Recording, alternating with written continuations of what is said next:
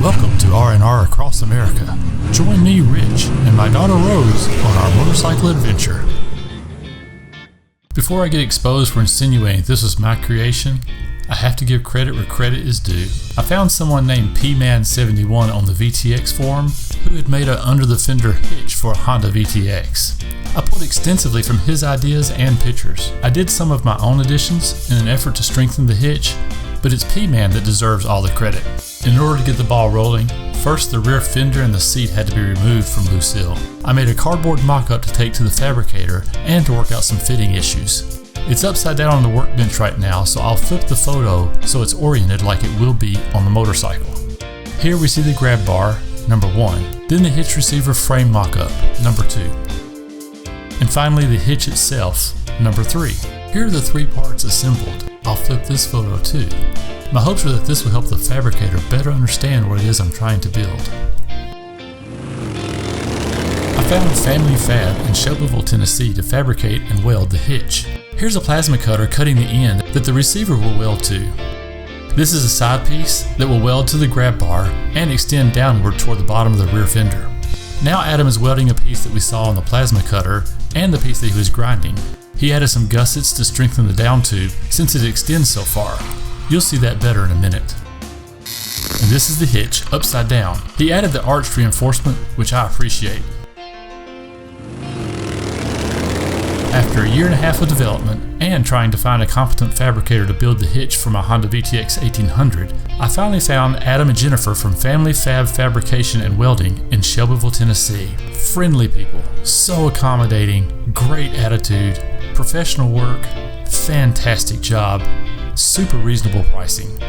I'm really happy that I found them. Adam worked with me every step along the way and helped me realize my goal of getting a custom rig. This is the grab bar. It's original to the bike. It goes underneath and connects to the fender and the frame and also connects to the seat. It's a fairly thin C-channel piece of metal. It would not support the strain of the hitch, so we had to add a few sheets of dimensional steel to build this up to align with the fender contours and to connect to the frame of the bike.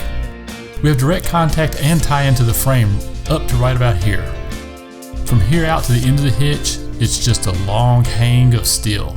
That's why Adam applied so much reinforcement. The side of the frame is made up of 3/8 inch thick steel. He curved it with an industrial strength roller so that it would fit under the fender without actually touching the fender. It has about a 3/16 inch clearance all around. The safety chain from the trailer connects to these welded chain retention rings. Inside the down tube we have the tongue that extends upwards toward the Heim hitch. The Heim hitch swivels to allow the bike to lean without putting the hitch in a bind since the trailer does not lean. On the other side of the down tube we have a threaded hole here and here with a high tensile strength bolt. That keeps the hitch that extends upward from pushing side to side or front to back, and this keeps it from shaking or jarring the bike when stopping or starting or turning. I like the reinforcement under the tongue. It supplies more strength. The entire hitch unit will slide out of this tube. That way, when I'm not pulling a trailer, the fender will hide all the framework and the hitch section can be removed. If I'm not using the trailer, you'll never know I have a trailer hitch.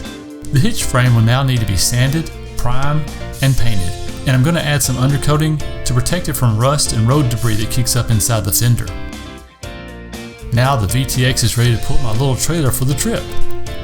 Here's a view of the trailer hitch assembly thanks to Family Fab Fabricators. This is the frame after painting and undercoating. I'm not sure how well this translates, but here's the fender, upside down with the hitch framework installed and the new wiring harness. Final assembly with everything hooked up. Now it's time for some real-world testing. I gotta say, the trailer rides so smooth, the hitch doesn't shake or shimmy. I really can't tell the trailer's back there. It's pretty much the same as having a passenger on the back. I cannot tell you how exciting this is to me. Well, that covers the hitch fabrication. Now it's time to get out on the road. Thanks for watching R&R Across America. We're Rich and Rose.